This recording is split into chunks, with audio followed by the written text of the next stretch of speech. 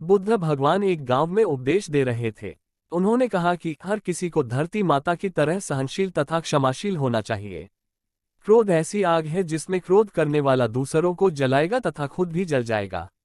सभा में सभी शांति से बुद्ध की वाणी सुन रहे थे, लेकिन वहां स्वभाव से ही अतिक्रोधी एक ऐसा व्यक्ति भी बैठा हुआ था जिसे ये सारी बातें बेतुकी लग रही थी।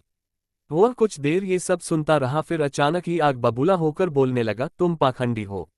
बड़ी बड़ी बातें करना यही तुम्हारा काम है। तुम लोगों को भ्रमित कर रहे हो। तुम्हारी ये बातें आज के समय में कोई मायने नहीं रखती। ऐसे कई कटु वचनों सुनकर भी बुद्ध शांत रहे। अपनी बातों से ना तो वह दुखी हुए, ना ही कोई प्रतिक्रिया की। ये देखकर वह व्यक्ति और भी क्रोधित हो गया और उसने बुद्ध के मुंह पर थूककर वहां से चला गया।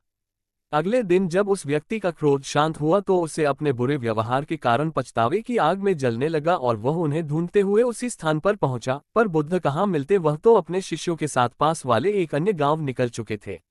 व्यक्ति ने बुद्ध के बारे में लोगों से पूछा और ढूंढते ढूंढते जहां बुद्ध प्रवचन दे रहे थे वहां पहुंच गया। उन्हें देखते ही वह उनके चरणों में गिर पड़ा और बोला, मुझे क्षमा कीजिए प्रभु। बुद्ध ने पूछा, कौन हो भाई?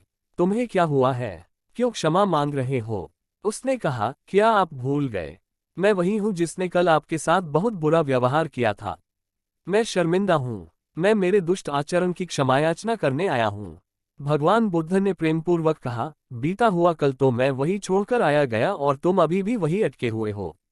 तुम्हें अपनी गलती का आभास हो गया, तुमने पश्चाताप कर लिया, तुम निर्मल हो चुके हो, अब तुम आज में प्रवेश करो। बुरी बातें तथा बुरी घटनाएं याद करते रहने से वर्तमान और भविष्य दोनों बिगड़ते जाते हैं। बीते हुए कल के कारण आज को मत बिगाड़ो। उस व्यक्ति का सारा बोझ उतर गया। उसने भगवान बुद्ध के चरणों में पड़कर क्रोध त्याग का तथा क्षमाशीलता का संकल्प लिया। बुद्ध ने उसके मस्तिष्क पर आशीष का हाथ रखा। उस दिन से उसमें परिवर्तन आ गया और उसके जीवन में सत्य, प्रेम व करुणा की धारा बहने लगी। मित्रों, बहुत बार हम भूत में की गई किसी गलती के बारे में सोचकर बार बार दुखी होते और खुद को कोसते हैं। हमें ऐसा कभी नहीं करना चाहिए। गलती का बोध हो जाने पर हमें उसे कभी न दोहराने का संकल्प लेना चाहिए और एक नई ऊर्जा के साथ वर्तमान को सुदृढ़ बनाना चाहिए।